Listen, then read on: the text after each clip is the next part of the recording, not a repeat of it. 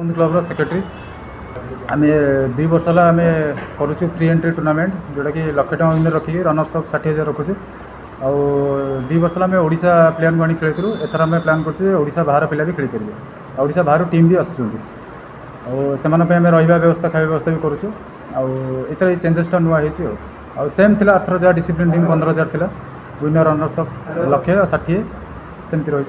गोटे टाटा गोटे टीम आसी फिलहाल जाए आउ टाइम तो अच्छी 2 मास आडभटाइज करूँ बाहर टीम आसार सेप्टेम्बर 29 रु अक्टोबर 5 ए वर्ष 32टा टीम नहीं कर नहीं नकआउट्स बेसिस ओडिशा कलाहांडी शंकर 11 कलाहांडी ए वर्ष नुआ एमएमसीसी संबलपुर तापर ये 2 जण बाहर आउ ब्रह्मपुर मंटू गोटे एक्सआई अच्छी आउ पारादीप तार भद्रक ए वर्ष मुख्य आकर्षण हूँ से फ्री एंट्री रे आम 1 लाख टका प्राइज दूचु और रनर्स अफ 60,000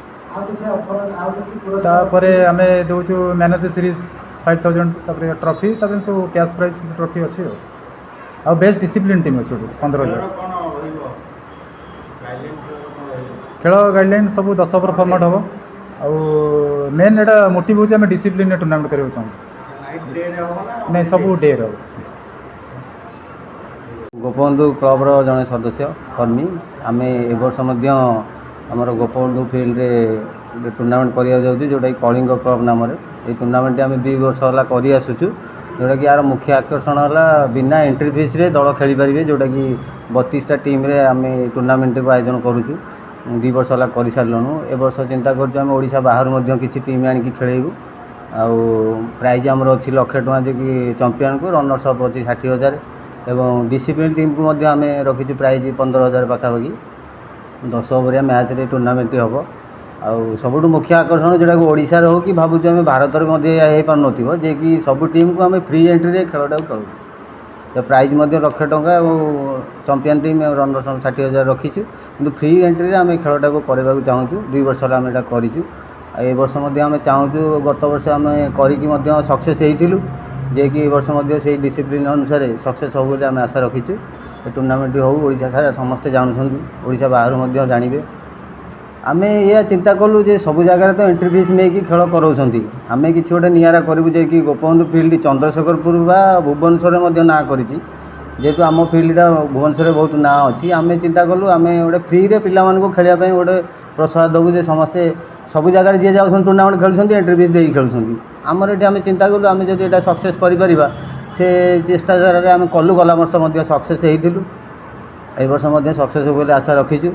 तेणुक गोपबंधु फिल्ड समस्त कर्मकर्ता सहयोग अच्छी ए वर्ष आम सक्सेस हबु आउ देखा जाऊ खेल आरंभ हेल्ले हम टूर्नामेंटा गोपबंधु क्रिकेट फिल्ड आम जो नीलादिवा सेक्टर 1 छक पाखे अच्छी फिल्ड से जगह आमर हम डे टूर्नामेंट करा मो ना शेख मोहसिन आउ मो गोपबंधु क्रिकेट क्लब जड़े सदस्य आउ मुख्य आकर्षण आमर या ये क्लब तरफ आमर सेक्रेटरी प्रेसिडेंट 2 जन आलोचना करके आ समस्त मेंबर को लेकिन गोटे बसिक आलोचना है आर वर्ष भी आमर रज कप ना होता ए वर्ष आमर कलिंग क्लब ना आउ मुख्य आकर्षण आमर यहाँ जोटा कि 2 भाई आमर कहीकि आसछन्ती जो फ्री एंट्री 1 लाख और 60 डिसिप्लिन टीम को 15,000 टका आउ रहिबा खाइबा व्यवस्था सब अच्छी आउ खेल पाइंका जो मान को इच्छा अच्छी एबे भी जी समस्ते माने एंट्री करें एबे भी समय अच्छी 16टा टीम आम कन्फर्म हो जाए 32टा टीम ए वर्ष रखाई जे कि आर वर्ष आमर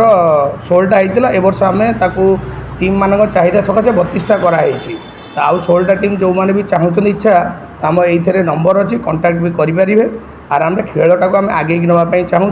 कि टोटाल भुवनेश्वर ओडिशा भितर आमर जमी ना हो गोटे माने आमर गोपबंधु क्रिकेट टीम रो भी गोटे ना हो और ओडिशार गोटे ना हो जो फ्री एंट्री आम कराऊँ आम ताकू पिला देखिकी आम टीम को चयन करी आम बसिक डिसाइड करी आम भल भल टीम को बाछिकी ही नबू ये फ्री एंट्री जेहेतु अच्छी तो समस्ते अप्लाई करेंगे तो समस्त को तो संभव नुह जो नापाईका आम भल भल टीम को डिसिप्लिन टीम को लेकिन आम ये आयोजनटा करूँ